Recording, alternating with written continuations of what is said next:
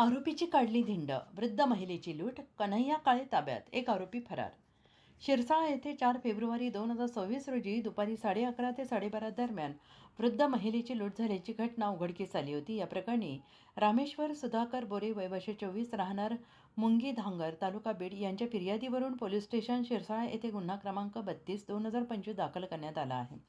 मिळालेल्या माहितीनुसार फिर्यादीची आजी ईदगाह मशिदीजवळ दवाखान्यात आली असता 2 अज्ञात आरोपींनी तिच्या अंगावर काहीतरी टाकून गोंधळ उडवला. त्यानंतर तिच्या हातातील 1,500 रुपये रोख रक्कम आणि गळ्यातील सुमारे 4 ग्राम वजनाचे मणी मंगळसूत्र अंदाजे किंमत 25,000 रुपये हिसकावून आरोपी फरार झाले आणि या घटनेत एकूण 26,500 रुपयांचा ऐवज लंपास झाला होता. दरम्यान पोलिसांनी तपासाची चक्रे वेगाने फिरवत या प्रकरणातील कन्हैया काळे राहणार शिवाजी महाराज चौक पूर्णा याला ताब्यात घेतले. तर दुसरा आरोपी अद्याप फरार असून त्याचा शोध सुरू आहे.